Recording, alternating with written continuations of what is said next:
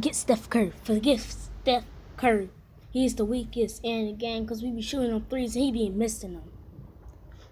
Mess with LeBron because he be shooting up threes, he be making them. Yeah. Because Steph Curry is the punk in his game. He can't do nothing. All he do is run from the game. Yeah. Every time he lay up, he just miss. Every time he shoot, he miss. Because he think he the coldest in the game. Everybody say LeBron James be cheating in the game. You know the one that be cheating is Steph Curry. Steph Curry, he don't want to always be cheating in all the games. He be saying, man, forget y'all, man. Did y'all see that on Snapchat?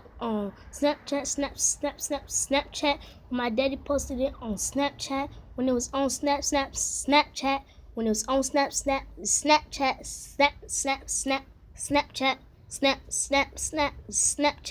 and then Steph Curry was crying like, I want my mommy. But Steph Curry is a loser in this game. He always running from the game. He can come back up. He can come back in the game, man. He need to go get his punk self from somewhere, boy. Or find yourself a house.